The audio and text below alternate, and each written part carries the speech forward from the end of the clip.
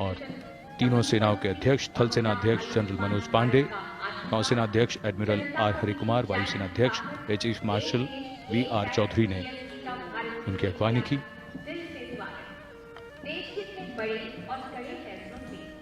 The Prime Minister, having reached the first level of the ramparts, will now move to the second level in a short while and unfurl the national flag. And as the national anthem will play to the booming of the 21-gun salute, the gently floating petals from the unfurled flag would be symbolic of the many opportunities that come our way to ensure that governance always and every time foregrounds the values enshrined in our Constitution. Nation building can of course have varied lenses. The power of being one, the empowerment of everyone, or the exclusion of no one. Whichever way we look at it, all become important against the backdrop of National Day celebrations. Our 792 NCC cadets, to be precise, in different costumes of the different states they are from. In fact, all districts have sent NCC cadets here for this year's celebration. And eager anticipation in the dignitaries to await the Prime Minister's address, his speech, and what he is going to outline and foreground. And across the street, we have Chandni Chowk. और लाल किले के आसपास का वातावरण सर्वधर्म संभाव की अनूठी तस्वीर पेश करता है। हमारी कई खूबियों में से एक है हमारी विविधता। भारत की विविधता इसका सबसे खूबसूरत रंग है और इसमें हर रंग समाया है। लाल किले के सामने जामा मस्जिद जो भोजला पहाड़ी पर बनी है, आर्य समाज मंदिर,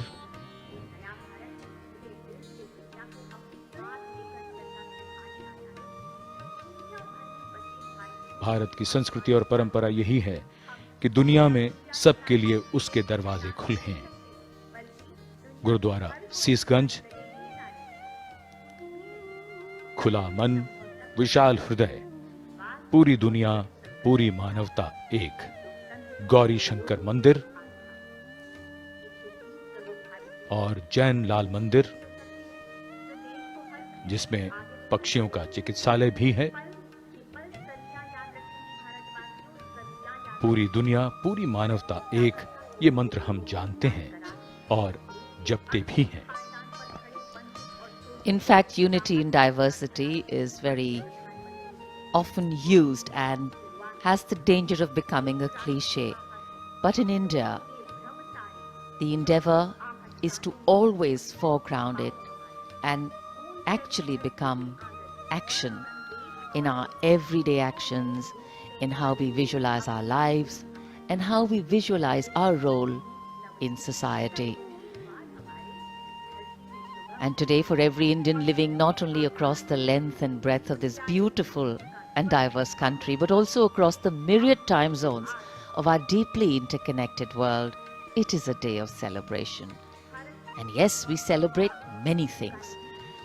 A determination to stay united and committed to the values which form the bedrock of our independence struggle. We also celebrate our coming together in the face of adversity, and now surviving as an economy and growing very fast post the corona period. And of course, we celebrate our people who serve this vibrant, tolerant, complex, paradoxical and incredible nation. We have challenges to face today and many more to come. But that's the story of progress. As long as we are in it together, huge multitude of people over here watching the celebrations. अपार जनसमूह उमड़ा है आज के इस अमृत महोत्सव में शामिल होने के लिए। कहीं हाथों में तिरंगा है कहीं मन में उमड़ती भावनाएं हैं और सबको प्रतीक्षा जब लाल किले की प्राचीर पर माननीय प्रधानमंत्री ध्वजारोहण करेंगे और उसके बाद राष्ट्र को संबोधित करेंगे। ये ऐतिहासिक अवसर होता है और सब उत्सुक रहते हैं कि इस बार प्रधानमंत्री किन योजनाओं और किन विचारों को वो देश के साथ साझा करेंगे।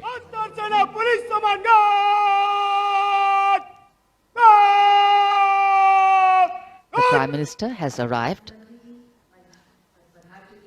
for his speech.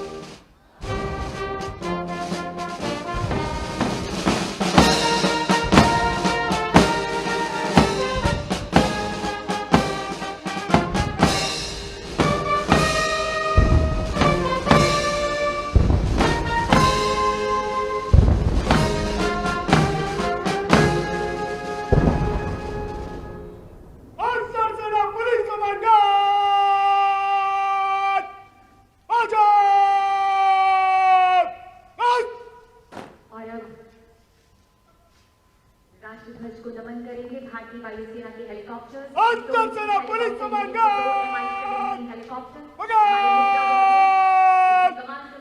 कमांडर आनंद विनायक अगाशी और दूसरे हेलीकॉप्टर में है विंग कमांडर पुलिस कमान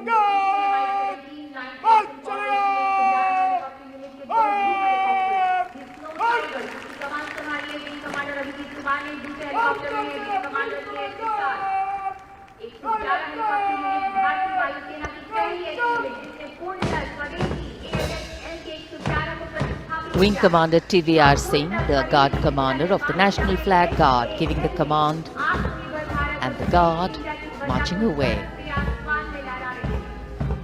भारतीय वायुसेना के द्वारा अमृत फॉर्मेशन के जरिए फूलों की पंखुड़ियों की वर्षा, आजादी के अमृत महोत्सव पर हमारे राष्ट्र पर अमृत की वर्षा, और आकाश में Mi-17 हेलीकॉप्टर्स कार्यक्रम स्थल के नजदीक आते हुए और पुष्प वर्षा कर रहे हैं आकाश से।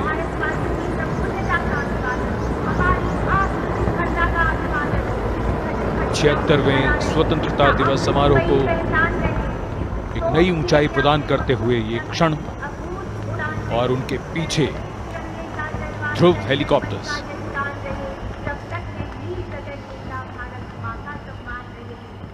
Standing applause for the showering of flower petals. Smiles writ large on every face.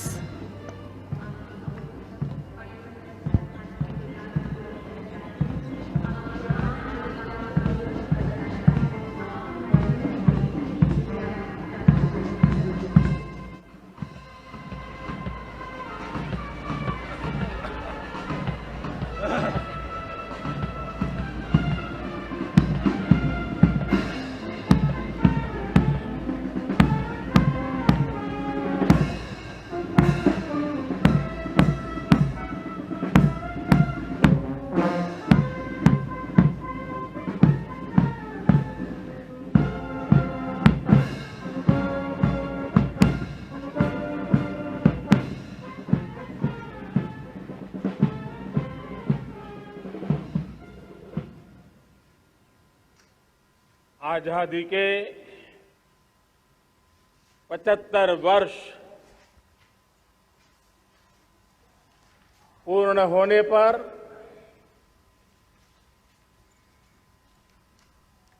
देशवासियों को अनेक अनेक शुभकामनाएं, बहुत बहुत बधाई। न सिर्फ हिंदुस्तान का हर कोना, लेकिन दुनिया के हर कोने में आज किसी न किसी रूप में भारतीयों के द्वारा या भारत के प्रति अपार प्रेम रखने वालों के द्वारा विश्व के हर कोने में यह हमारा तिरंगा आन बान शान के साथ लहरा रहा है। मैं विश्व भर में फैले हुए भारत प्रेमियों को, भारतीयों को आजादी के इस अमृत महोत्सव की बहुत बहुत बधाई देता हूं। आज का ये दिवस ऐतिहासिक दिवस है। एक पुण्य पड़ाव, एक नई राह, एक नए संकल्प और नए सामर्थ्य के साथ कदम बढ़ाने का ये शुभ अवसर है।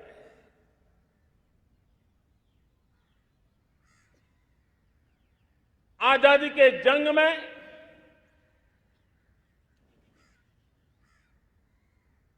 गुलामी का पूरा कालखंड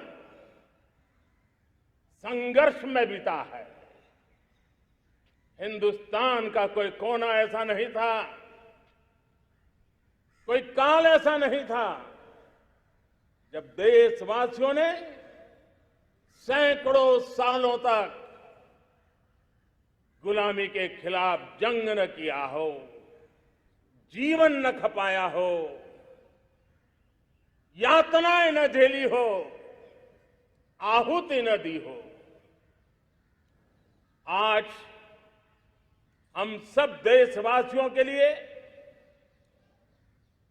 ऐसे हर महापुरुष को, हर त्यागी को, हर बलिदानी को नमन करने का अवसर है, उनका ऋण स्वीकार करने का अवसर है और उनका स्मरण करते हुए उनके सपनों को जल्द से जल्द पूरा करने का संकल्प लेने का भी अवसर है।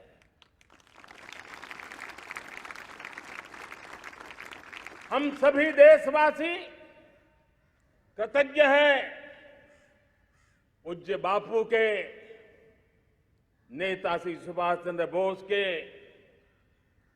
बाबा साहब आंबेडकर के, वीर सावरकर के, जिन्होंने कर्तव्य पथ पर जीवन को खपा दिया। कर्तव्य पथ ही उनका जीवन पथ रहा।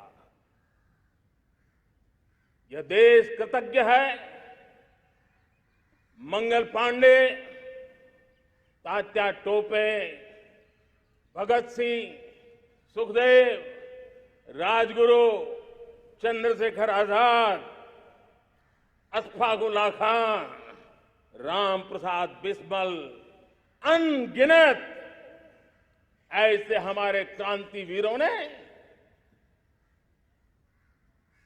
अंग्रेजों की हुकूमत की नींव हिला दी थी।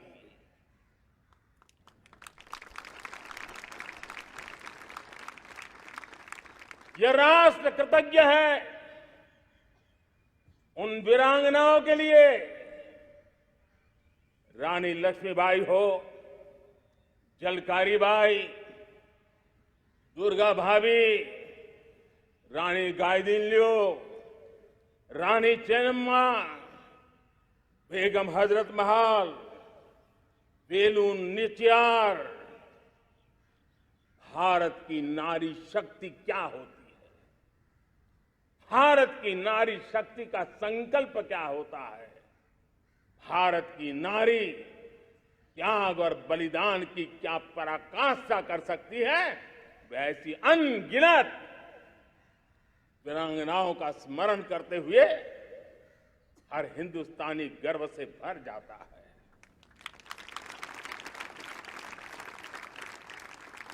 आजादी का जंग भी लड़ने वाले और आजादी के बाद देश बनाने वाले भी,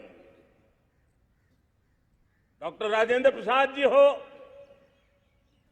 नेहरू जी हो, सरदार वल्लभ भाई पटेल, श्यामा प्रसाद मुखर्जी, लाल बहादुर शास्त्री, दीनदयाल उपाध्याय, जयप्रकाश नारायण, राम मनोहर लोहिया, आचार्य विनोबा भावे, नानाजी देशमुख, सुब्रमण्यम भारती, अनगिनत ऐसे महापुरुषों को आज नमन करने का अवसर है।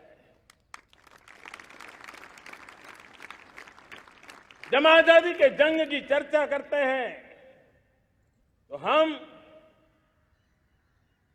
उन जंगलों में जीने वाले हमारे आदिवासी समाज का भी गौरव करना हम नहीं भूल सकते हैं। भगवान बिरसा मुंडा, सिद्धो कान्हू, अल्लूरी सीताराम राजू, गोविंद गुरु, अनगिनत नाम है जिन्होंने आजादी के आंदोलन की आवाज बन करके दूर सुदूर जंगलों में भी मेरे आदिवासी भाई बहनों में, माताओं में, युवकों में मातृभूमि के लिए जीने मरने की प्रेरणा जगाई। ये देश का सौभाग्य रहा है कि आजादी के जंग के कई रूप रहे हैं और उसमें एक रूप वो भी था जिसमें नारायण गुरु हो, स्वामी विवेकानंद हो, महर्षि अरविंदो हो, गुरुदेव रविंद्रनाथ टैगोर हो, ऐसे अनेक महापुरुष हिंदुस्तान के हर कोने में, हर कान में भारत की चेतना को जगाते रहे, भारत को चेतनवंत बनाते रहे। अमृत महोत्सव के दौरान देश ने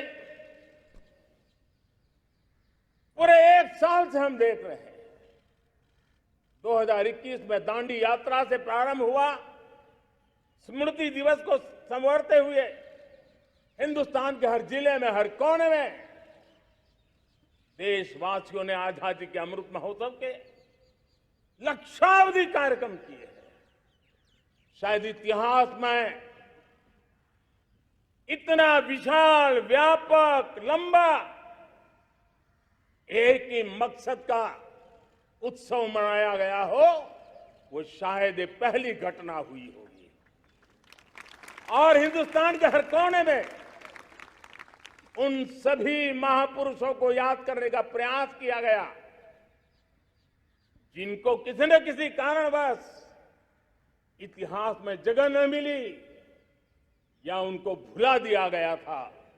आज देश ने खोज खोज करके हर कोने में ऐसे वीरों को, महापुरुषों को, त्यागियों को, बलिदानियों को, सत्याग्रहियों को याद किया, नमन किया। अमृत महोत्सव के दरमियान इन सभी महापुरुषों को नमन करने का अवसर रहा। कल 14 अगस्त को भारत ने विभाजन विभीषिका स्मृति दिवस भी बड़े भारी मन से हृदय के गहरे गांवों को याद करते हुए उन कोटि कोटि जनों ने बहुत कुछ सहन किया था,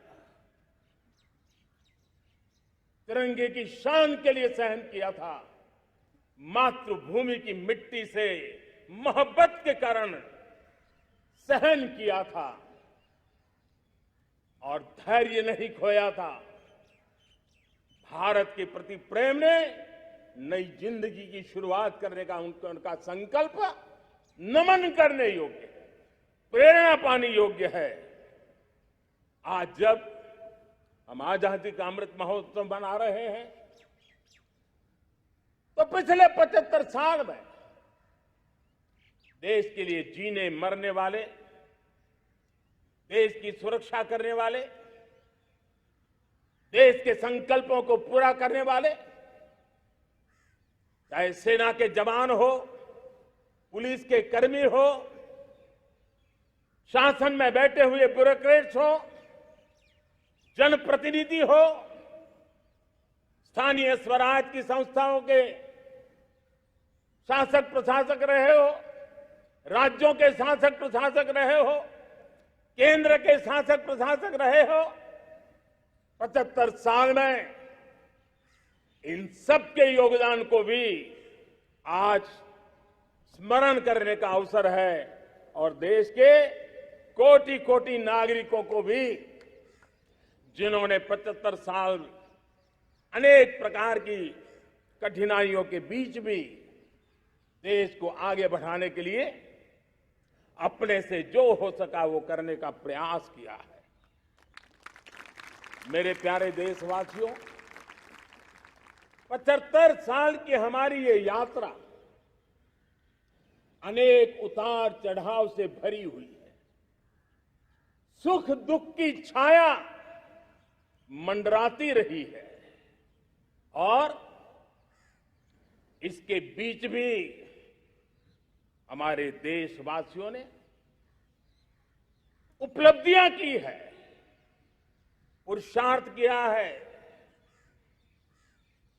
हार नहीं मानी है, संकल्पों को ओझल नहीं होने दिया है। और इसलिए, और ये भी सच्चाई है कि सैकड़ों सालों के गुलामी के कालखंड ने भारत के मन को, भारत के मानवीय की भावनाओं को गहरे घाव किए थे, गहरी चोटें पहुंचाई थी, लेकिन उसके भीतर एक जिद भी थी, एक जिजीविषा भी थी, एक जुनून भी था, एक जोम भी था। और उसके कारण अभावों के बीच में भी, उपहास के बीच में भी, और जब आजादी का जंग अंतिम चरण में था तो देश को डराने के लिए, निराश करने के लिए, हताश करने के लिए सारे उपाय किए गए थे। अगर आजादी आई, अंग्रेज चले जाएंगे तो देश टूट जाएगा, बिखर जाएंगे, लोग अंदर अंदर लड़ करके मर जाएंगे, कुछ नहीं बचेगा, अंधकार युग में भारत चला जाएगा। न जाने क्या क्या आशंकाएं व्यक्त की गई थी, लेकिन उनको पता नहीं था ये हिंदुस्तान की मिट्टी है। इस मिट्टी में वो सामर्थ्य है जो शासकों से भी परे सामर्थ्य का एक अंतर प्रभार लेकर के जीता रहा है, सदियों तक जीता रहा है। और उसी का परिणाम है, हमने क्या कुछ नहीं झेला।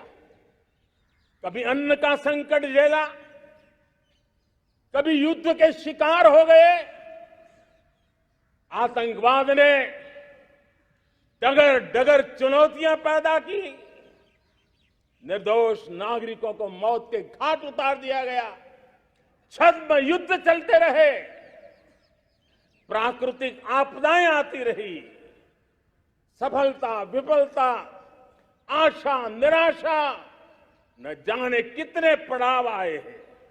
लेकिन इन पड़ाव के बीच भी भारत आगे बढ़ता रहा। भारत की विविधता, जो औरों को भारत के लिए बोझ लगती थी, वो भारत की विविधता ही भारत की एक अनमोल शक्ति है, शक्ति का एक अटूट प्रवाह है। और दुनिया को पता नहीं था कि भारत के पास एक इनहेरेंट सामर्थ्य है, एक संस्कार सरिता है, एक मन मस्तिष्क का विचारों का बंधन है, और वो है भारत लोकतंत्र की जननी है,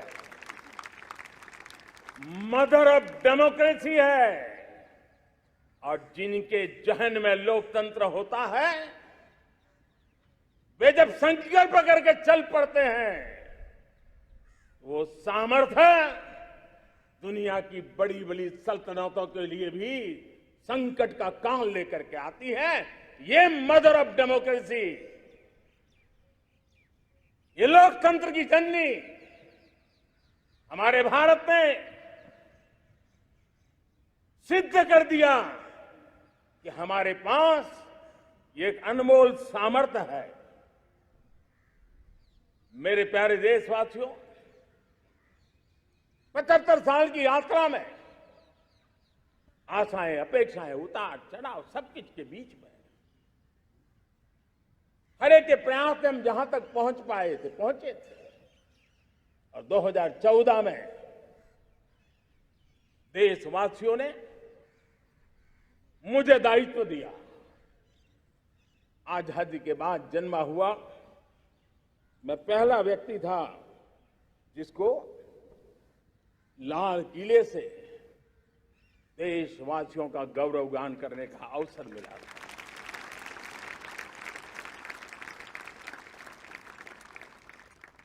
लेकिन मेरे दिल में जो भी आप लोगों से सीखा हूं, जितना आप लोगों को जान पाया हूं मेरे देशवासियों, आपके सुख दुख को समझ पाया हूं, देश की आशा अपेक्षाओं के भीतर वो कौन सी आत्मा बसती है, उसको जितना मैं समझ पाया हूं, उसको लेकर के मैंने अपना पूरा कालखंड देश के उन लोगों को एम्पावर करने में खपाया। मेरे दलित हो, शोषित हो, पीड़ित हो, वंचित हो, आदिवासी हो, महिला हो, युवा हो, किसान हो, दिव्यांग हो, पूरब हो, पश्चिम हो, उत्तर हो, दक्षिण हो, समुद्र का तट हो, हिमालय की कंदराएं हो, हर कोने में महात्मा गांधी का जो सपना था आखिरी इंसान की चिंता करने का, महात्मा गांधी जी जो आकांक्षा थी अंतिम छोर पर बैठे हुए व्यक्ति को समर्थ बनाने की, मैंने अपने आप को उसके लिए समर्पित किया। और उन 8 साल का नतीजा और आजादी के इतने दशकों का अनुभव आज 75 साल के बाद जब अमृत काल की ओर कदम रख रहे हैं, अमृत काल की ये पहली प्रभात है, तब मैं एक ऐसे सामर्थ्य को देख रहा हूं और जिससे मैं गर्व से भर जाता हूं। देशवासियों, मैं आज देश का सबसे बड़ा सौभाग्य ये देख रहा हूं कि भारत का जनमन आकांक्षी जनमन है। एस्पिरेशनल सोसाइटी किसी भी देश की बहुत बड़ी अमानत होती है और हमें गर्व है कि आज हिंदुस्तान के हर कोने में, हर समाज के हर वर्ग में, हर तबके में आकांक्षाएं उफान पर है। देश का हर नागरिक चीजें बदलना चाहता है, बदलते देखना चाहता है, लेकिन इंतजार करने को तैयार नहीं है, अपनी आंखों के सामने देखना चाहता है, कर्तव्य से जुड़ करके करना चाहता है, वो गति चाहता है, वो प्रगति चाहता है। 75 साल में संजोए हुए सारे सपने अपने ही आंखों के सामने पूरा करने के लिए वो लालायित है, उत्साहित है, उतावला भी है। कुछ लोगों को इसके कारण संकट हो सकता है, क्योंकि जब एस्पिरेशनल सोसाइटी होती है तब सरकारों को भी तलवार की धार पे चलना पड़ता है। सरकारों को भी समय के साथ दौड़ना पड़ता है। और मुझे विश्वास है, चाहे केंद्र सरकार हो, राज्य सरकार हो, स्थानीय स्वराज की संस्थाएं हो, किसी भी प्रकार की शासन व्यवस्था क्यों न हो, हर किसी को इन एस्पिरेशनल सोसाइटी को एड्रेस करना पड़ेगा। उनकी आकांक्षाओं के लिए हम ज्यादा इंतजार नहीं कर सकते। हमारे इस एस्पिरेशनल सोसाइटी ने लंबे अरसे तक इंतजार किया है, लेकिन अब वो अपनी आने वाली पीढ़ी को इंतजार में जीने के लिए मजबूर करने को तैयार नहीं है। और इसलिए ये अमृत काल का पहली प्रभात हमें उस एस्पिरेशनल सोसाइटी की आकांक्षाओं को पूरा करने के लिए एक बहुत बड़ा सुनहरा अवसर लेकर के आई है। मेरे प्यारे देशवासियों, हमने पिछले दिनों देखा है, एक और ताकत का हमने अनुभव किया है, और वो है भारत में एक सामूहिक चेतना का पुनर्जागरण हुआ है। एक सामूहिक चेतना का पुनर्जागरण आजादी के इतने संघर्ष में से जो अमृत था, वो अब संजोया जा रहा है, संकलित हो रहा है, संकल्प में परिवर्तित हो रहा है, पुरुषार्थ की पराकाष्ठा जुड़ रही है और सिद्धि का मार्ग नजर आ रहा है। ये चेतना, मैं समझता हूं कि चेतना का जागरण, ये पुनर्जागरण, ये हमारी सबसे बड़ी अमानत है। और ये पुनर्जागरण देखिए, 10 अगस्त तक लोगों को पता तक नहीं होगा शायद कि देश के भीतर कौन सी ताकत है, लेकिन पिछले 3 दिन से जिस प्रकार से तिरंगे झंडे को लेकर के, तिरंगा की यात्रा लेकर के देश चल पड़ा है। बड़े बड़े सोशल साइंस के एक्सपर्ट्स ये भी शायद कल्पना नहीं कर सकते कि मेरे भीतर के अंदर कितने, मेरे देश के भीतर कितना बड़ा सामर्थ्य है, एक तिरंगे झंडे ने दिखा दिया है। यह पुनर्चेतना, पुनर्जागरण का पल है। ये लोग समझ नहीं पाए हैं। जब देश जनता कर्फ्यू के लिए हिंदुस्तान का हर कोना निकल पड़ता है, तब उस चेतना की अनुभूति है। जब देश ताली थाली बजा करके कोरोना वॉरियर के साथ कंधे से कंधा मिला करके खड़ा हो जाता है, तब चेतना की अनुभूति होती है। जब दिया जला करके कोरोना वॉरियर की शुभकामना देने के लिए देश निकल पड़ता है, तब उस चेतना की अनुभूति होती है। दुनिया कोरोना के कालखंड में वैक्सीन लेना या न लेना, वैक्सीन काम का है कि नहीं है, उस उलझन में जी रहा था। उस समय मेरे देश के गांव गरीब भी 200 करोड़ डोज दुनिया को चौंका देने वाला काम करके दिखा देते हैं। यही चेतना है, यही सामर्थ्य है। इस सामर्थ्य ने आज देश को एक नई ताकत दी है। मेरे प्यारे भाइयों बहनों, तीसरा एक महत्वपूर्ण सामर्थ्य मैं देख रहा हूं, जैसे एस्पिरेशनल सोसाइटी, जैसे पुनर्जागरण, वैसे ही आजादी के इतने दशकों के बाद पूरे विश्व का भारत की तरफ देखने का नजरिया बदल चुका है। विश्व भारत की तरफ गर्व से देख रहा है, अपेक्षा से देख रहा है। समस्याओं का समाधान भारत की धरती पर दुनिया खोजने लगी है। दोस्तों, विश्व का ये बदलाव, विश्व की सोच में ये परिवर्तन 75 साल की हमारी अनुभव यात्रा का परिणाम है। हम जिस प्रकार से संकल्पों लेकर चल पड़े हैं, दुनिया इसे देख रही है। और आखिरकार विश्व भी उम्मीदें लेकर के जी रहा है। उम्मीदें पूरे करने का सामर्थ्य कहां पड़ा है, वो उसे दिखने लगा है। मैं इसे त्रिशक्ति के रूप में देखता हूं, तीन सामर्थ्य के रूप में देखता हूं। और ये त्रिशक्ति है एस्पिरेशन की, पुनर्जागरण की और विश्व की उम्मीदों की। और इसे पूरा करने के लिए हम जानते हैं दोस्तों, आज दुनिया में एक विश्वास जगने में मेरे देशवासियों की बहुत बड़ी भूमिका है। 130 करोड़ देशवासियों ने कई दशकों के अनुभव के बाद स्थिर सरकार का महत्व क्या होता है, राजनीतिक स्थिरता का महत्व क्या होता है, पॉलिटिकल स्टेबिलिटी दुनिया में किस प्रकार की ताकत दिखा सकती है, नीतियों में कैसा सामर्थ्य होता है, उन नीतियों पर विश्व का कैसे भरोसा बनता है, ये भारत ने दिखाया है और दुनिया भी इसे समझ रही है।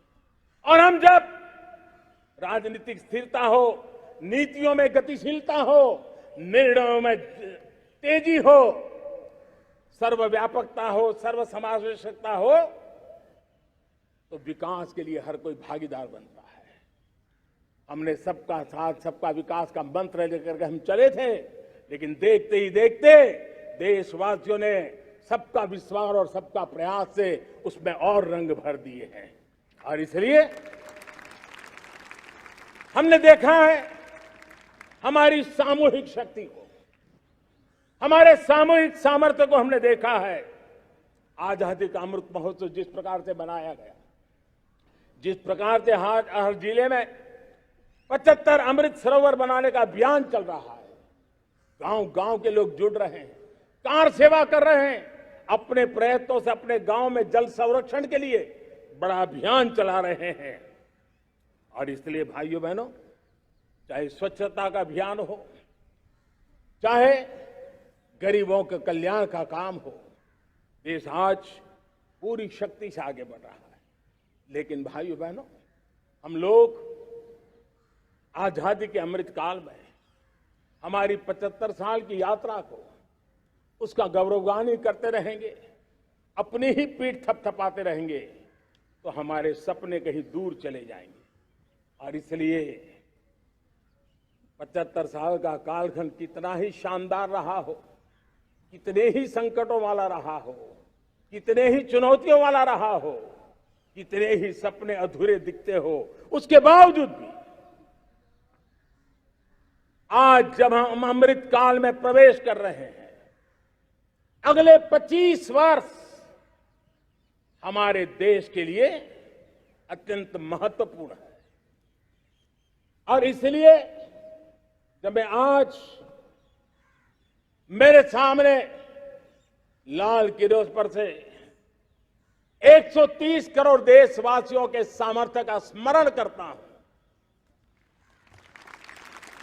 उनके सपनों को देखता हूं, उनके संकल्पों की अनुभूति करता हूं, तो साथियों मुझे लगता है आने वाले 25 साल के लिए हमें उस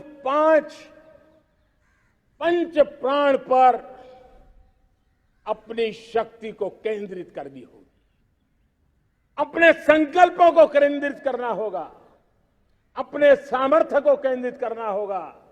और हमें उन पंच प्राण को लेकर के 2047 जब आजादी के 100 साल होंगे, आजादी के दीवानों के सारे सपने पूरे करने का जिम्मा उठा करके चलना होगा। जब मैं पंच प्राण की बात करता हूं, तो पहला प्राण, अब देश बड़े संकल्प लेकर के ही चलेगा, बहुत बड़े संकल्प लेकर के चलना होगा। और वो बड़ा संकल्प है विकसित भारत। अब उससे कुछ कम नहीं होना चाहिए, बड़ा संकल्प। दूसरा प्राण है किसी भी कोने में हमारे मन के भीतर, हमारे आदतों के भीतर गुलामी का एक भी अंश अगर भी अभी भी है तो उसको किसी भी हालत में बचने नहीं देना। अब 100%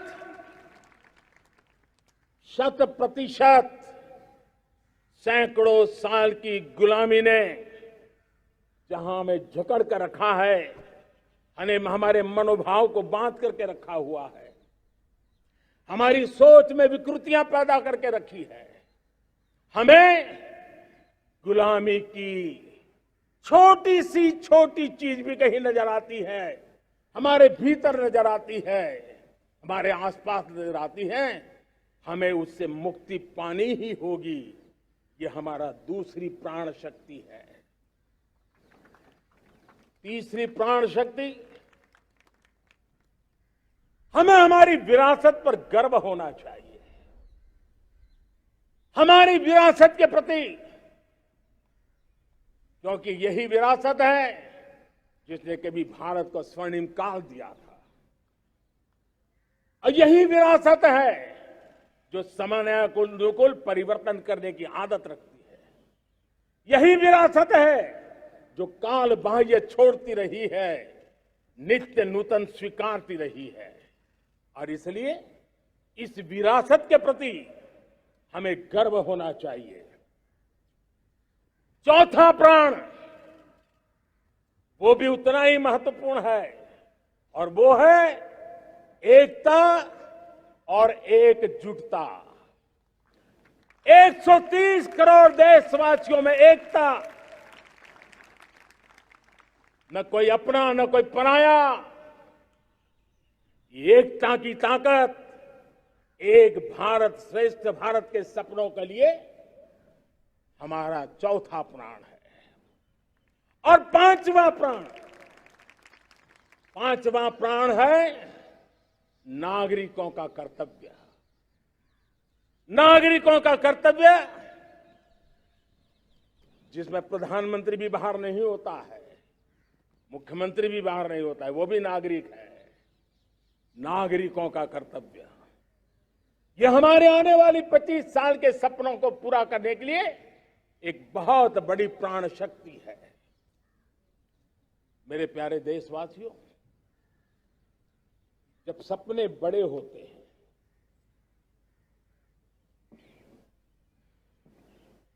जब संकल्प बड़े होते हैं, तो पुरुषार्थ भी बहुत बड़ा होता है, शक्ति भी बहुत बड़ी मात्रा में जुट जाती है। अब कोई कल्पना कर सकता है कि देश 40-42 के कालखंड को याद कीजिए। देश उठ खड़ा हुआ था, किसी ने हाथ में झाड़ू लिया था, किसी ने तकली ली थी, किसी ने रेंटिया लिया था, किसी ने सत्याग्रह का मार्ग चुना था, किसी ने संघर्ष का मान चुना था, किसी ने क्रांति की वीरता का रास्ता चुना था। लेकिन संकल्प बड़ा था, आजादी। और ताकत देखिए, बड़ा संकल्प था तो आजादी लेके रहे। हम आजाद हो गए। अगर संकल्प छोटा होता, सीमित होता, तो शायद आज भी संघर्ष करने के दिन चालू रहते। लेकिन संकल्प बड़ा था तो हमने हासिल भी किया। मेरे प्यारे देशवासियों, अब आज जब अमृत काल की पहली प्रभात है, तो हमें इस 25 साल में विकसित भारत बना के रहना है, अपनी आंखों के सामने। और जो 20, 22, 25 साल के नौजवान मेरे देश के मेरे सामने हैं, मेरे देश के नौजवानों, जब देश आजादी के 100 साल मनाएगा, तब आप 50-55 के हुए होंगे। मतलब आपके जीवन का ये स्वर्णिम काल, आपकी उम्र के ये 25-30 साल भारत के सपनों को पूरा करने का काल है। आप संकल्प लेकर के मेरे साथ चल पड़िए साथियों। तिरंगे झंडे की शपथ लेकर के चल पड़िए। हम सब पूरी ताकत से लगे आए। बड़ा संकल्प, मेरा देश विकसित देश होगा, डेवलप कंट्री होगा। विकास के हर पैरामीटर में हम मानव केंद्रीय व्यवस्था को विकसित करेंगे। हमारे केंद्र में मानव होगा, हमारे केंद्र में के मानव की आशा आकांक्षाएं होगी। हम जानते हैं भारत जब बड़े संकल्प करता है तो करके भी दिखाता है। जब मैंने यहां स्वच्छता की बात कही थी मेरे पहले भाषण में, देश चल पड़ा, जिससे जहां हो सका स्वच्छता की ओर आगे बढ़ा और गंदगी के प्रति नफरत एक स्वभाव बनता गया। यही तो देश है जिसने इसको करके दिखाया है और कर भी रहा है, आगे भी कर रहा है। यही तो देश है जिसने वैक्सीनेशन, दुनिया दुविधा में थी, 200 करोड़ का लक्ष्य पार कर लिया, समय सीमा में कर लिया, पुराने सारे रिकॉर्ड तोड़ के कर लिया। ये देश कर सकता है। हमने तय किया था देश को खाड़ी के तेल पर हम गुजारा करते हैं, झाड़ी के तेल की ओर कैसे बढ़े। 10% इथेनॉल ब्लेंडिंग का सपना बड़ा लगता था, पुराना इतिहास बताता था संभव नहीं है, लेकिन समय से पहले 10% इथेनॉल ब्लेंडिंग करके देश ने इस सपने को पूरा कर दिया। भाइयों बहनों, 2.5 करोड़ लोगों को इतने कम समय में बिजली कनेक्शन पहुंचाना छोटा काम नहीं था, देश ने करके दिखाया। लाखों परिवारों के घर में जल से नल, नल से जल, नल से जल पहुंचाने का काम आज देश तेज गति से कर रहा है। खुले में शौच से मुक्ति भारत के अंदर आज संभव हो पाया है। मेरे प्यारे देशवासियों, अनुभव कहता है कि एक बार हम सब संकल्प लेकर के चल पड़े तो हम निर्धारित लक्ष्यों को पार कर सकते हैं। रिन्यूएबल एनर्जी का लक्ष्य हो, देश में नए मेडिकल कॉलेज बनाने का इरादा हो, डॉक्टरों की तैयारी करवानी हो, हर क्षेत्र में पहले से गति बहुत बड़ी है। और इसलिए मैं कहता हूं अब आने वाले 25 साल बड़े संकल्प के हो। यही हमारा प्राण, वही हमारा प्रण भी होना चाहिए। दूसरी बात मैंने कही है, उस प्राण शक्ति की मैंने चर्चा की है कि गुलामी की मानसिकता। देश की सोचिए भाइयों, कब तक दुनिया हमें सर्टिफिकेट बांटती रहेगी? कब तक दुनिया के सर्टिफिकेट पर हम गुजारा करेंगे? क्या हम अपने मानक नहीं बनाएंगे? क्या 130 करोड़ का देश अपने मानकों को पार करने के लिए पुरुषार्थ नहीं कर सकता है? हमें किसी भी हालत में औरों के जैसा दिखने की कोशिश करने की जरूरत नहीं है। हम जैसे हैं वैसे, लेकिन सामर्थ्य के साथ खड़े होंगे, ये हमारा मिजाज होना चाहिए। हमें गुलामी से मुक्ति चाहिए। हमारे मन के भीतर दूर दूर 7 समंदर के नीचे भी गुलामी का तत्व नहीं बच रहना चाहिए। और मैं आशा देखता हूं जिस प्रकार से नई राष्ट्रीय शिक्षा नीति बनी है, जिस मंथन के साथ बनी है, कोटि कोटि लोगों के विचार प्रवाह को संकलित करते हुए बनी है, और भारत की धरती की जमीन से जुड़ी हुई शिक्षा नीति बनी है। रसकस हमारी धरती के मिले हैं। हमने जो कौशल्य पर बल दिया है, ये एक ऐसा सामर्थ्य है जो हमें गुलामी से मुक्ति की ताकत देगा। हमने देखा है कभी कभी तो हमारी टैलेंट भाषा के बंधनों में बन जाती है। यह गुलामी की मानसिकता का परिणाम है। हमें हमारे देश की हर भाषा पे गर्व होना चाहिए। वो हमें भाषा आती हो या ना आती हो, लेकिन मेरे देश की भाषा है, मेरे पूर्वजों ने दुनिया को दी हुई ये भेंट सौगात है, हमें गर्व होना चाहिए। मेरे साथियों, आज डिजिटल इंडिया का रूप हम देख रहे हैं, स्टार्टअप देख रहे हैं। कौन लोग हैं? ये वो टैलेंट है जो टियर 2, टियर 3 सिटी में किसी गांव गरीब के परिवार में बसे हुए लोग हैं। ये हमारे नौजवान हैं जो आज नई नई खोज के साथ दुनिया के सामने आ रहे हैं। गुलामी की मानसिकता हमें उसे तिलांजलि देनी पड़ेगी, अपने सामर्थ्य पे भरोसा करना होगा। दूसरी एक बात जो मैंने कही, तीसरी मेरी प्राण शक्ति की बात है, वो है हमारी विरासत पर हमें गर्व होना चाहिए। जब हम अपनी धरती से जुड़ेंगे, जब हम अपनी धरती से जुड़ेंगे, तभी तो ऊंचा उड़ेंगे।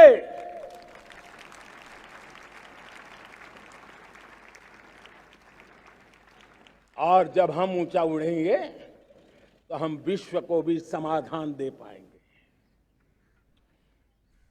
हमने देखा है, जब हम अपनी चीजों पे गर्व करते हैं, आज दुनिया होलिस्टिक हेल्थ केयर की चर्चा कर रही है, लेकिन जब होलिस्टिक हेल्थ केयर की चर्चा करती है तो उसकी नजर भारत के योग पर जाती है, भारत के आयुर्वेद पर जाती है, भारत की होलिस्टिक लाइफस्टाइल के पर जाती है।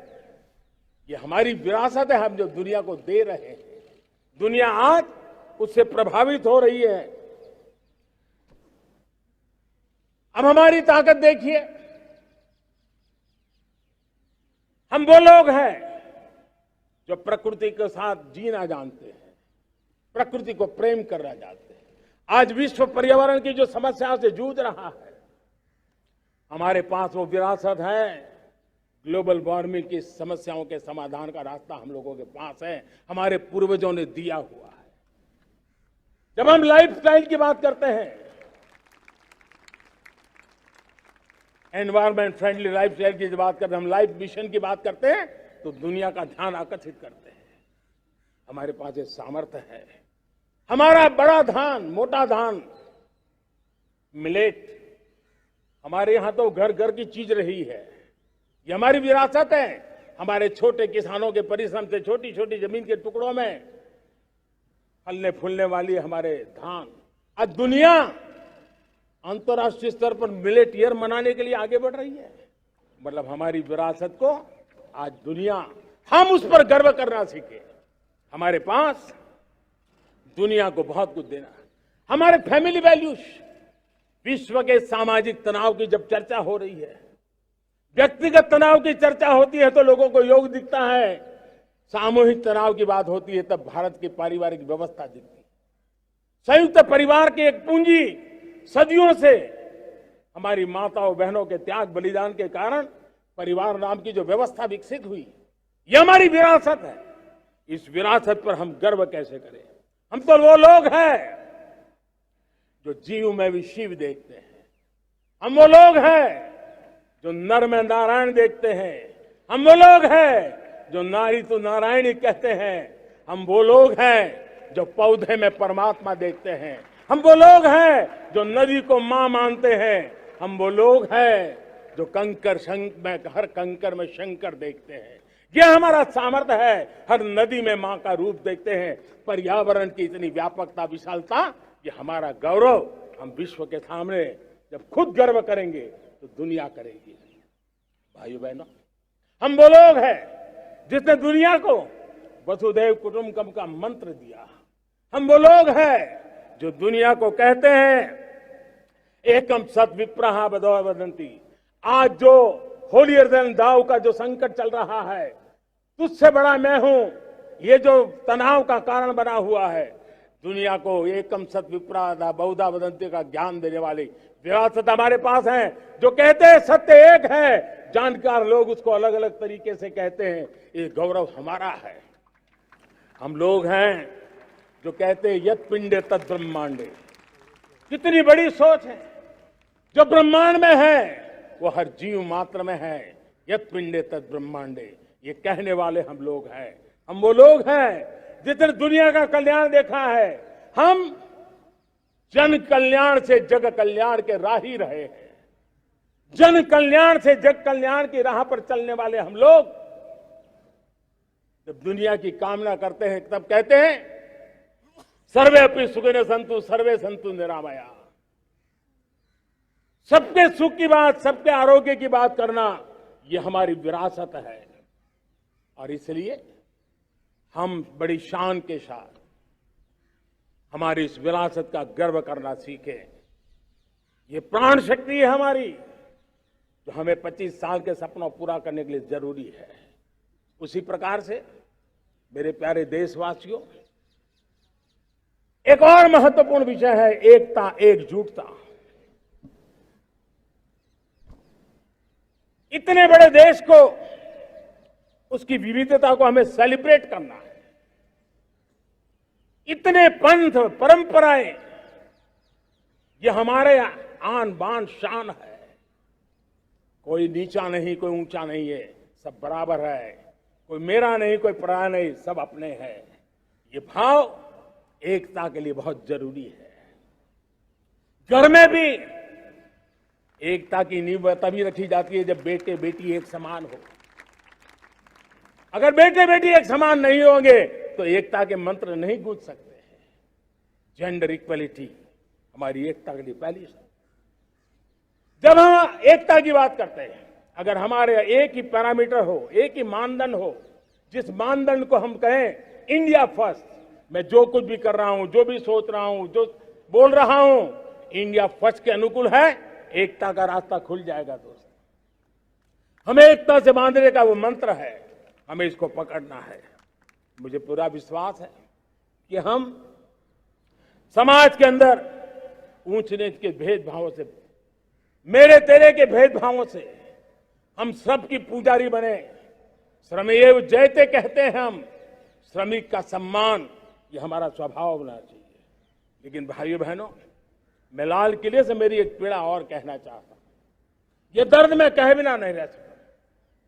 मैं जानता हूं कि शायद लाल किले का विषय नहीं हो सकता है, लेकिन मेरे भीतर का दर्द मैं कहां कहूंगा। देशवासियों के सामने नहीं कहूंगा तो कहां कहूंगा। और वो है किसी न किसी कारण से हमारे अंदर एक ऐसी विकृति आई है, हमारी बोलचाल में, हमारे व्यवहार में, हमारे कुछ शब्दों में, हम नारी का अपमान करते हैं।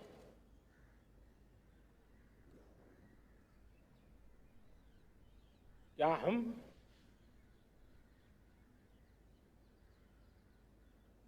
स्वभाव से, संस्कार से, रोजमर्रा की जिंदगी में नारी को अपमानित करने वाली हर बात से मुक्ति का संकल्प ले सकते हैं?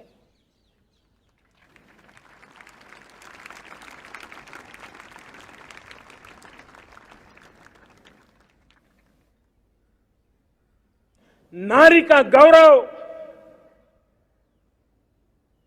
राष्ट्र के सपने पूरे करने में बहुत बड़ी पूंजी बनने वाला है। यह सामर्थ्य मैं देख रहा हूं और इसलिए मैं इस बात का आग्रही हूं।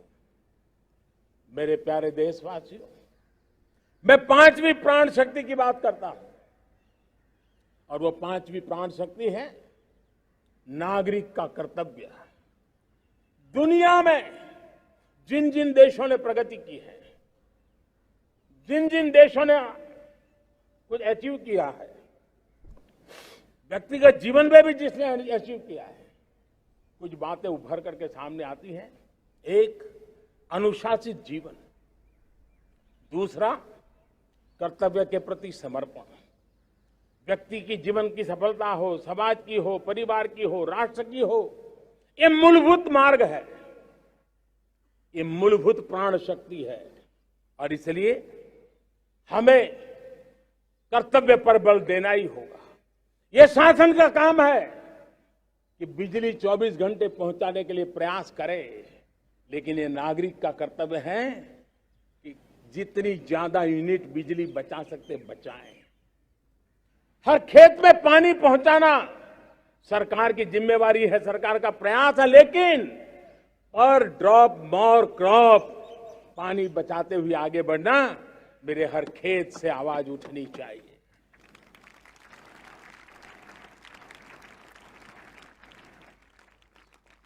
केमिकल मुक्त खेती, ऑर्गेनिक फार्मिंग, प्राकृतिक खेती, ये हमारा कर्तव्य है।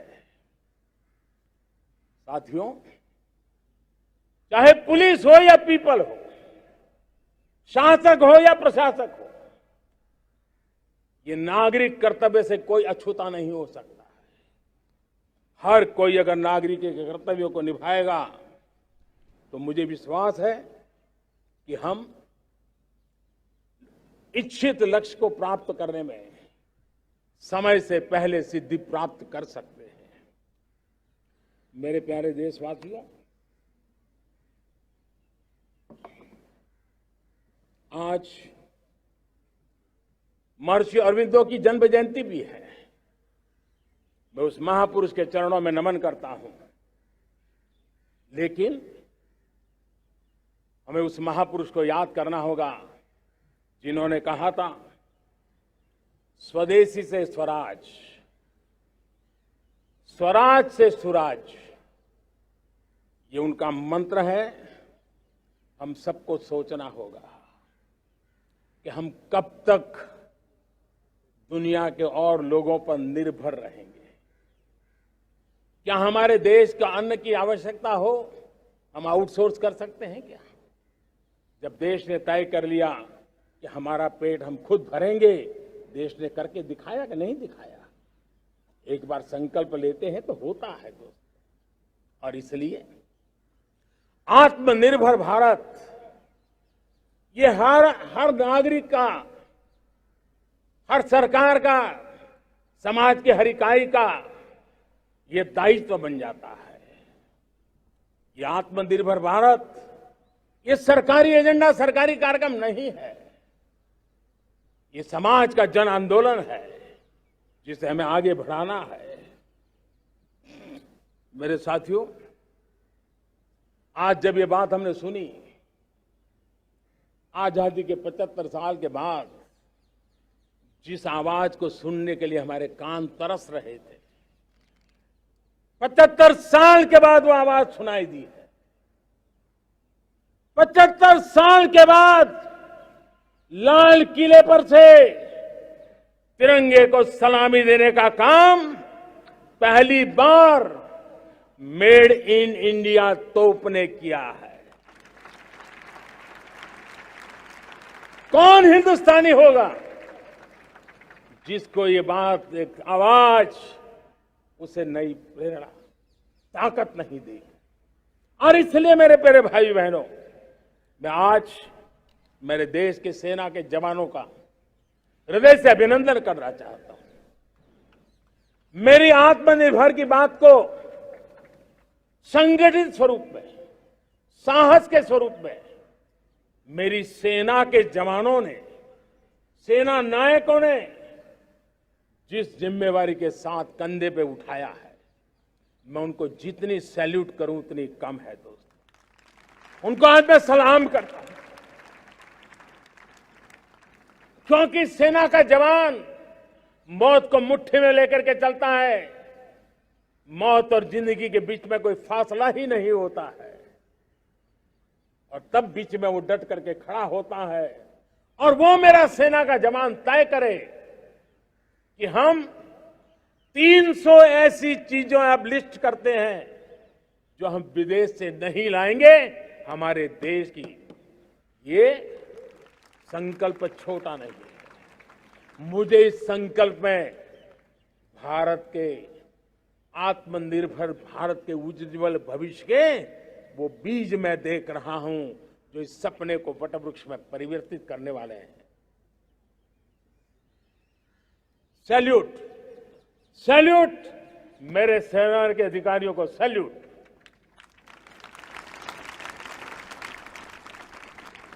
मैं आज मैं मेरे छोटे छोटे बालकों को 5 साल 7 साल की आयु के बालक उनको भी सैल्यूट करना चाहता हूं, उनको भी सलाम करना चाहता हूं। जब देश के सामने चेतना जगी, मैंने सैकड़ों परिवारों से सुना है 5-5, 7 साल के बच्चे घर में कह रहे हैं कि अब हम विदेशी खिलौने से नहीं खेलते। 5 साल का बच्चा घर में विदेशी खिलौने से नहीं खेलेंगे, ये जब सब संकल्प करता है ना, तब आत्मनिर्भर भारत उसकी रगों में दौड़ता है। आज देखिए, पीएलआई स्कीम 1 लाख करोड़ रुपया दुनिया के लोग हिंदुस्तान में अपना नसीब आजमाने आ रहे हैं, टेक्नोलॉजी लेकर के आ रहे हैं, रोजगार के नए अवसर बना रहे हैं। भारत मैन्युफैक्चरिंग हब बनता जा रहा है, आत्मनिर्भर भारत की बुनियाद बना रहा है। आज इलेक्ट्रॉनिक गुड्स मैन्युफैक्चरिंग हो, मोबाइल फोन का मैन्युफैक्चरिंग हो, आज देश बहुत तेजी से प्रगति कर रहा है। जब हमारा ब्रह्मोस दुनिया में जाता है, कौन हिंदुस्तानी होगा जिसका मन आसमान को न छूता होगा। दोस्तों, आज हमारी मेट्रो कोचेज, हमारी वंदे भारत ट्रेन विश्व के लिए आकर्षण बन रहा है। मेरे प्यारे देशवासियों, हमें आत्मनिर्भर बनना है हमारे एनर्जी सेक्टर में। हम कब तक एनर्जी के सेक्टर में किसी और पर डिपेंडेंट रहेंगे? और हमें सोलार का क्षेत्र हो, विंड एनर्जी का क्षेत्र हो, रिन्यूएबल के और भी जो रास्ते हो, मिशन हाइड्रोजन हो, बायोफ्यूल की कोशिश हो, इलेक्ट्रिक व्हीकल पर जाने की बात हो, हमें आत्मनिर्भर बन करके इन व्यवस्थाओं को आगे बढ़ाना होगा। मेरे प्यारे देशवासियों, आज प्राकृतिक खेती भी आत्मनिर्भर का एक मार्ग है। फर्टिलाइजर से जितनी ज्यादा मुक्ति, आज देश में नैनो फर्टिलाइजर के कारखाने की नई आशा लेकर के आए हैं। लेकिन प्राकृतिक खेती, केमिकल फ्री खेती आत्मनिर्भर को ताकत दे सकती है। आज देश में रोजगार के क्षेत्र में ग्रीन जॉब के नए नए क्षेत्र बहुत तेजी से खुल रहे हैं। भारत ने नीतियों के द्वारा स्पेस को खोल दिया है। ड्रोन की बहुत दुनिया में सबसे प्रगतिशील पॉलिसी लेकर के आए हैं। हमने देश के नौजवानों के लिए नए द्वार खोल दिए हैं। मेरे प्यारे भाइयों बहनों, मैं प्राइवेट सेक्टर को भी आह्वान करता हूं, आइए हमें विश्व में छा जाना है। आत्मनिर्भर भारत का यह भी सपना है कि दुनिया को भी जो आवश्यकताएं हैं उसको पूरा करने में भारत पीछे नहीं जाएगा। हमारे लघु उद्योग हो, सूक्ष्म उद्योग हो, कुटीर उद्योग हो, जीरो डिफेक्ट जीरो इफेक्ट हमें उस करके हमें दुनिया में जाना होगा। हमें स्वदेशी पर गर्व करना होगा। मेरे प्यारे देशवासियों, हम बार बार लाल बहादुर शास्त्री जी को याद करते हैं। जय जवान जय किसान का उनका मंत्र आज भी देश के लिए प्रेरणा है। बाद में अटल बिहारी वाजपेयी जी ने जय विज्ञान कह करके उसमें एक कड़ी जोड़ दी थी और देश ने उसको प्राथमिकता दी थी। लेकिन अब अमृतकाल के लिए एक और अनिवार्यता है और वो है जय अनुसंधान। जय जवान जय किसान जय विज्ञान जय अनुसंधान, इनोवेशन। और मुझे मेरे देश की युवा पीढ़ी में भरोसा है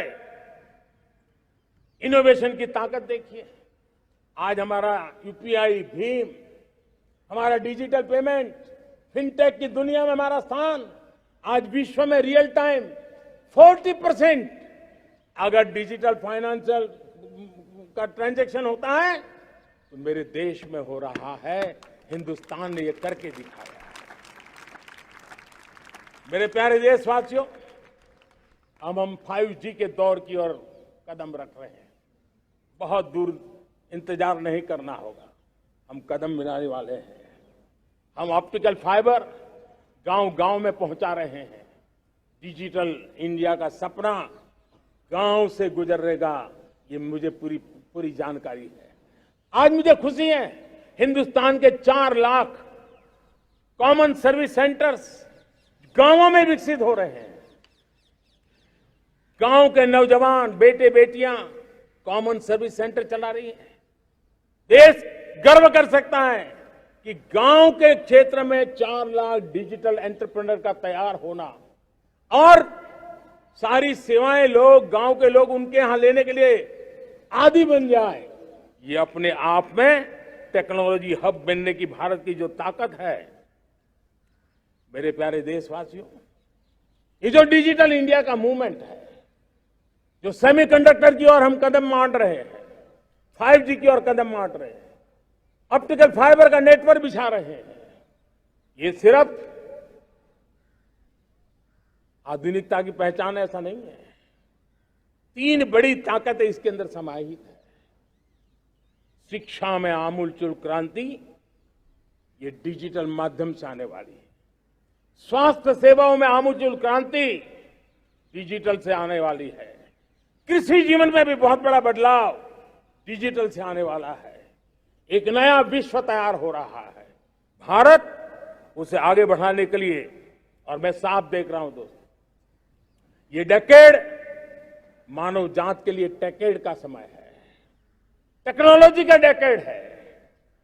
भारत के लिए तो ये टेकेड जिसका मन टेक्नोलॉजी से जुड़ा हुआ है, आईटी की दुनिया में भारत ने अपना एक लोहा बनवा लिया है, तो ये टेकेड का सामर्थ्य भारत के प्रयास है।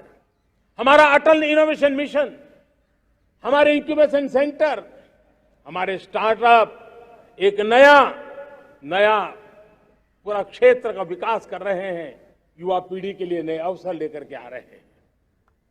स्पेस मिशन की बात हो, हमारा डीप ओशन मिशन की बात हो, समुद्र की गहराई में जाना हो या हमें आसमान को छूना हो, ये नए क्षेत्र हैं जिसको लेकर के हम आगे बढ़ रहे हैं।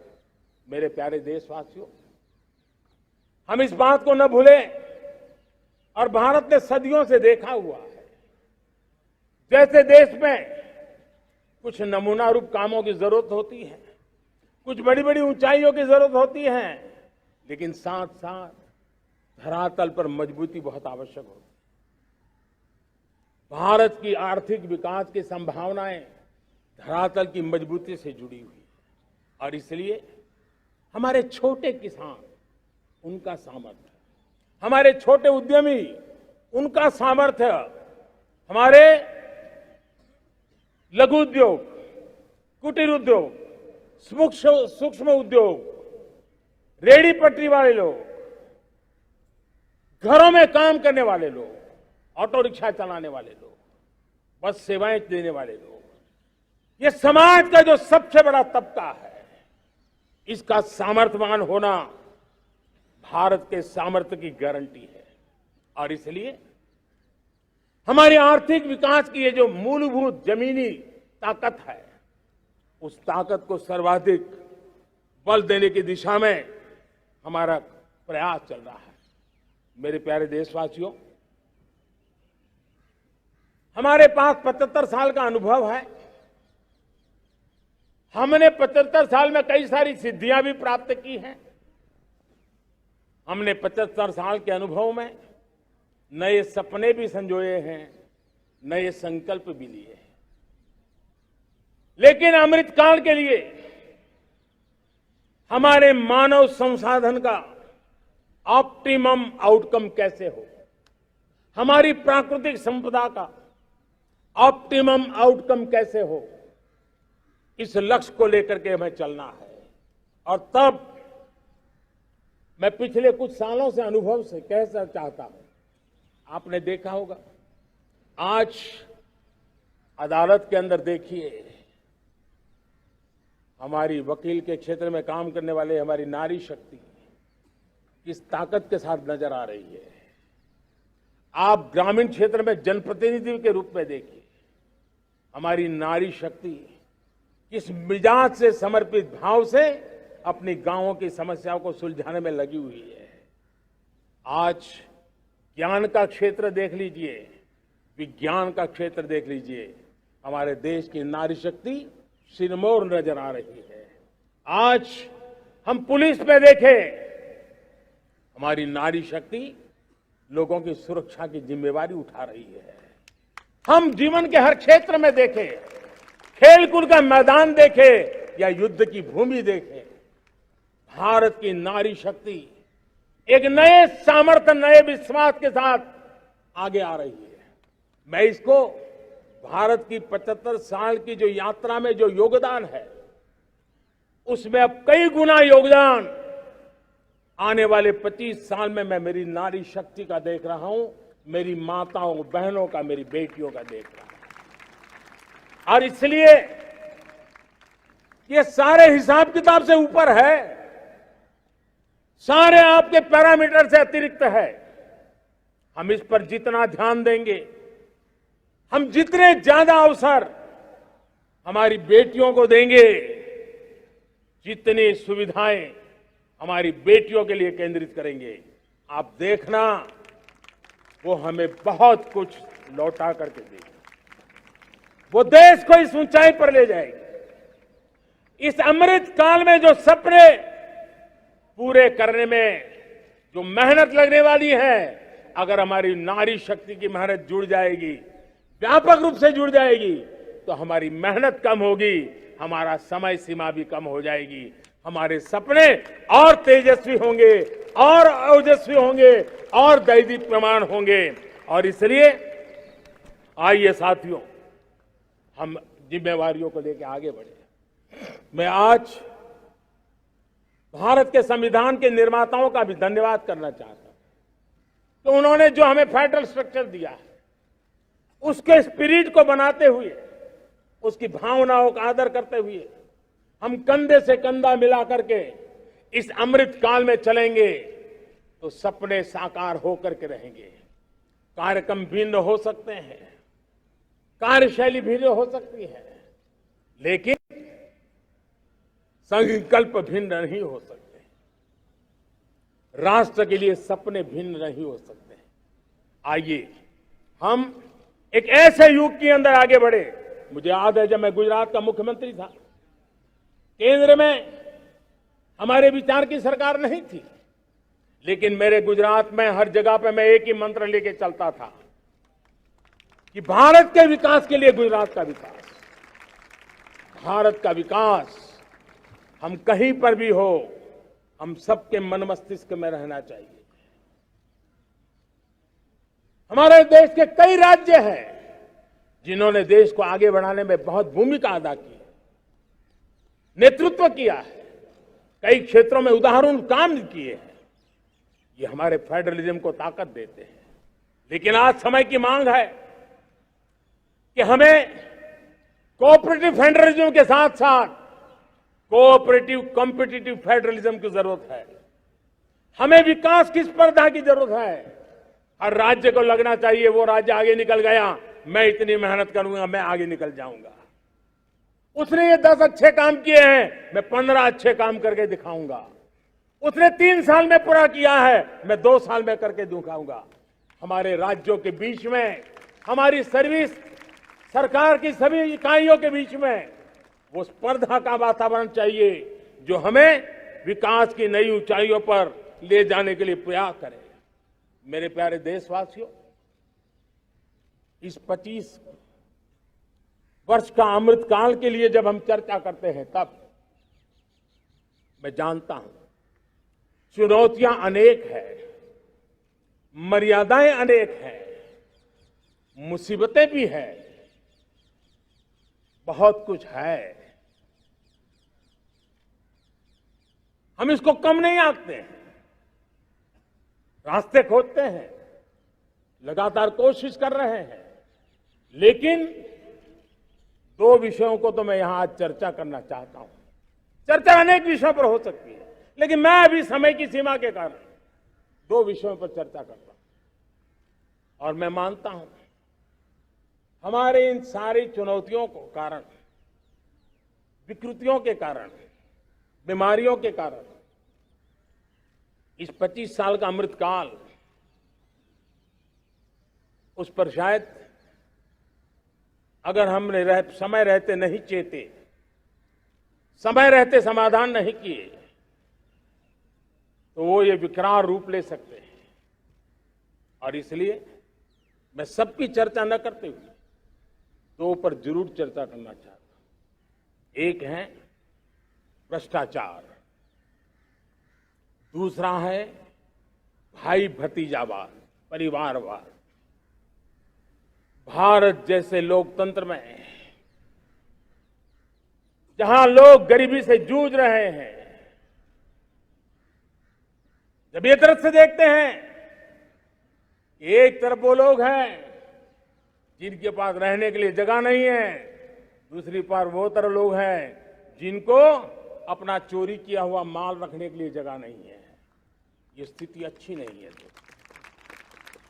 और इसलिए हमें भ्रष्टाचार के खिलाफ पूरी ताकत से लड़ना है। पिछले 8 वर्षों में डायरेक्ट बेनिफिट ट्रांसफर के द्वारा, आधार, मोबाइल, इन सारे आधुनिक व्यवस्थाओं का उपयोग करते हुए 2 लाख करोड़ रुपए जो गलत हाथों में जाते थे, उसको बचा करके देश की भलाई के लिए काम लगाने में हम सफल हुए हैं। जो लोग पिछली सरकारों में बैंकों को लूट लूट करके भाग गए, उनकी संपत्तियां जब्त कर करके वापस लाने की कोशिश कर रहे हैं। कईयों को जेलों में जीने के लिए मजबूर करके रखा हुआ है। हमारी कोशिश है जिन्होंने देश को लूटा है उनको लौटाना पड़े, वो स्थिति हम पैदा करेंगे। भाइयों बहनों, अब भ्रष्टाचार के खिलाफ मैं साफ देख रहा हूं कि हम एक निर्णायक कालखंड में कदम रख रहे हैं। बड़े बड़े चमरबंदी भी बच नहीं पाएंगे। इस मिजाज के साथ भ्रष्टाचार के खिलाफ एक निर्णायक कालखंड में अब हिंदुस्तान कदम रख रहा है। और मैं लाल किले की प्राचीर से बड़ी जिम्मेवारी के साथ कह रहा हूं। और इसलिए भाइयों बहनों, भ्रष्टाचार दीमक की तरह देश को खोखला कर रहा है। मुझे इसके खिलाफ लड़ाई लड़नी है, लड़ाई को तेज करना है, निर्णायक मोड़ पे लेकर के ही जाना है। तब मेरे 130 करोड़ देशवासी, आप मुझे आशीर्वाद दीजिए, आप मेरा साथ दीजिए। मैं आज आपसे साथ मांगने आया, आपका सहयोग मांगने आया हूं, ताकि मैं इस लड़ाई को लड़ पाऊं, इस लड़ाई को देश जीत पाए और सामान्य नागरिक की जिंदगी भ्रष्टाचार ने तबाह करके रखी हुई है। मैं मेरे इन सामान्य नागरिक की जिंदगी को फिर से शान बान शान के लिए जीने के लिए रास्ता बनाना चाहता हूं। और इसलिए मेरे प्यारे देशवासियों, ये चिंता का विषय है कि आज देश में भ्रष्टाचार के प्रति नफरत तो दिखती है, व्यक्त भी होती है, लेकिन कभी कभी भ्रष्टाचारियों के प्रति उदारता बरती जाती है। किसी भी देश में ये शोभा नहीं देगा। और कई लोग तो इतनी बेशर्मी तक चले जाते हैं कि कोर्ट में सजा हो चुकी हो, भ्रष्टाचारी सिद्ध हो चुका हो, जेल जाना तय हो चुका हो, जेल गुजार रहे हो, उसके बावजूद भी उनका महिमा मंडन करने में लगे रहते हैं, उनकी शान शौकत में लगे रहते हैं, उनकी प्रतिष्ठा बनाने में लगे रहते हैं। अगर जब तक समाज में गंदगी के प्रति नफरत नहीं होती है, स्वच्छता की चेतना जगती नहीं है, जब तक भ्रष्टाचार और भ्रष्टाचारी के प्रति नफरत का भाव पैदा नहीं होता है, सामाजिक रूप से उसको नीचा देखने के लिए मजबूर नहीं करते, तब तक एक मानसिकता खत्म होने वाली नहीं है। और इसलिए भ्रष्टाचार के प्रति भी और भ्रष्टाचारियों के प्रति भी हमें बहुत जागरूक होने की जरूरत है। दूसरी एक चर्चा मैं करना चाहता हूं, भाई भतीजावाद। और जब मैं भाई भतीजावाद, परिवारवाद की बात करता हूं तो लोगों को लगता है मैं सिर्फ राजनीतिक क्षेत्र की बात करता हूं। जी नहीं, दुर्भाग्य से राजनीतिक क्षेत्र की उस बुराई ने हिंदुस्तान की हर संस्थाओं में परिवारवाद को पोषित कर दिया है। परिवारवाद हमारी अनेक संस्थाओं को अपने में लपेटे हुए है और उसके कारण मेरे देश की टैलेंट को नुकसान होता है, मेरे देश के सामर्थ्य को नुकसान होता है। जिनके पास अवसर की संभावनाएं हैं वो परिवारवाद, भाई भतीजे के बाद बाहर रह जाता है। भ्रष्टाचार का भी कारण ये भी एक बन जाता है, ताकि उसका कोई भाई भतीजे के कार्य आसरा नहीं है तो लगता है चलो भाई कहीं से खरीद करके जगह बना लूं। इस परिवारवाद से, भाई भतीजावाद से हमें हर संस्थाओं में एक नफरत पैदा करनी पड़ी होगी, जागरूकता पैदा करनी होगी, तब हम हमारी संस्थाओं को बचा पाएंगे। संस्थाओं के उज्जवल भविष्य के लिए बहुत आवश्यक है। उसी प्रकार से राजनीति में भी परिवारवाद ने देश के सामर्थ्य को सबसे सारा अन्याय किया है।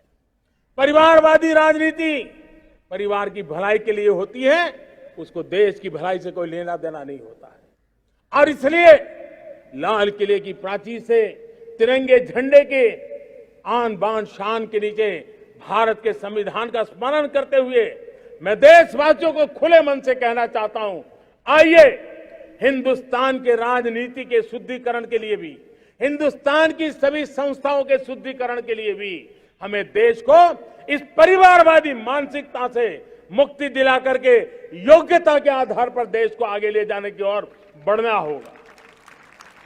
यह अनिवार्यता है, वरना हर किसी का मन कुंठित रहता है कि मैं उसके लिए योग्य था, मुझे नहीं मिला क्योंकि मेरा कोई चाचा, मामा, पिता, दादा, दादी, नाना, नानी कोई वहां थे नहीं। ये मनस्थिति किसी भी देश के लिए अच्छी नहीं। मेरे देश के नौजवानों, मैं आपके उज्जवल भविष्य के लिए, आपके सपनों के लिए, मैं भाई भतीजावाद के खिलाफ लड़ाई में आपका साथ चाहता हूं। परिवारवादी राजनीति के खिलाफ लड़ाई में मैं आपका साथ चाहता हूं। ये संवैधानिक जिम्मेवारी मानता हूं मैं, ये लोकतंत्र की जिम्मेवारी मानता हूं मैं, ये लाल किले के प्राचीर से कही गई बात की ताकत में मानता हूं और इसलिए मैं आज आपका अवसर चाहता हूं। हमने देखा पिछले दिनों खेलों में, ऐसा तो नहीं है कि देश के पास पहले प्रतिभाएं नहीं रही होंगी, ऐसा तो नहीं है कि खेलकूद की दुनिया में हिंदुस्तान के नौजवान, हमारे बेटे बेटियां कुछ कर नहीं सकते, लेकिन सिलेक्शन भाई भतीजेवाद की चैनल से गुजरते थे और उसके कारण वो खेल के मैदान तक, उस देश तक तो पहुंच जाते थे। जीत हार से उन्हें लेना देना नहीं था, लेकिन जब ट्रांसपेरेंसी आई, योग्यता के आधार पर खिलाड़ियों का चयन होने लगा, पूर्ण पारदर्शिता से खेल के मैदान में सामर्थ्य का सम्मान होने लगा, आज देखिए दुनिया में खेल के मैदान में भारत का तिरंगा फहरता है, भारत का राष्ट्रगान गाया जाता है, गर्व होता है और परिवारवाद से मुक्ति होती है, भाई भतीजावाद से मुक्ति होती है, तो ये नतीजे आते हैं। मेरे प्यारे देशवासियों, ये ठीक है, चुनौतियां बहुत हैं। अगर इस देश के सामने करोड़ों संकट हैं तो करोड़ों समाधान भी है और मेरा 130 करोड़ देशवासियों पर भरोसा है। 130 करोड़ देशवासी निर्धारित लक्ष्य के साथ, संकल्प के प्रति समर्पण के साथ जब 130 करोड़ देशवासी एक कदम आगे रखते हैं ना, तो हिंदुस्तान 130 करोड़ कदम आगे बढ़ जाता है। इस सामर्थ्य को लेकर के हमने आगे बढ़ना है। इस अमृत काल में, जब ये अमृत काल की पहली बेला है, पहली प्रभात है, हमें आने वाले 25 साल को एक पल भी भूलना नहीं है। एक एक दिन, समय का प्रत्येक क्षण, जीवन का प्रत्येक कण मातृभूमि के लिए जीना, और तभी आजादी के दीवानों को हमारी सच्ची श्रद्धांजलि होगी। तभी 75 साल तक देश को यहां तक पहुंचाने में जिन जिन लोगों ने योगदान किया, उनका पुण्य स्मरण हमें काम आएगा। मैं देशवासियों से आग्रह करते हुए, नई संभावनाओं को संजोते हुए, नए संकल्पों को पार करते हुए, आगे बढ़ने का विश्वास लेकर के आज अमृत काल का आरंभ करते हैं।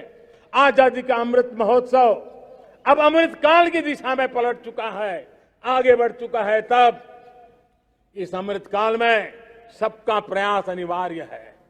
सबका प्रयास ही परिणाम लाने वाला है। टीम इंडिया की भावना ही देश को आगे बढ़ने वाली है। 130 करोड़ देशवासियों की ये टीम इंडिया एक टीम के रूप में आगे बढ़ करके सारे सपनों को साकार करेंगी। इसी पूरे विश्वास के साथ मेरे साथ बोलिए, जय हिंद, जय हिंद, जय हिंद। भारत माता की, भारत माता की, भारत माता की। वंदे वंदे वंदे। बहुत बहुत धन्यवाद।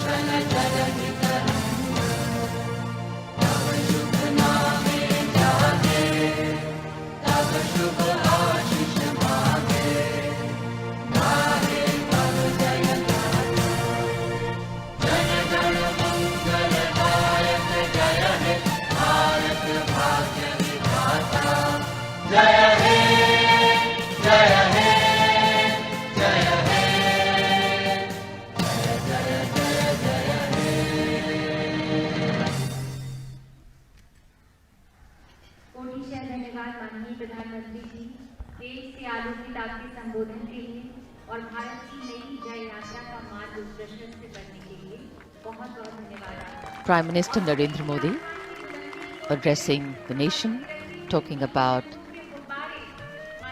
the government, its policies and what it has in store. And here the pale blue of a monsoon sky, seeing the rising and collective aspirations of a nation. देश के लिए विजन भी और नए डिसीजन भी। इन महत्वपूर्ण संबोधनों के दूरगामी प्रभाव हम सबने देखे हैं। हालात बदलने के लिए सोच बदलना बेहद जरूरी है। माननीय प्रधानमंत्री का ऐतिहासिक संबोधन लाल किले की प्राचीर से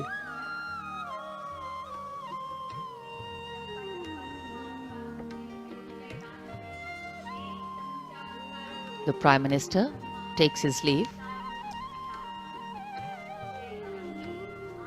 Ceremonies conclude, but celebrations continue.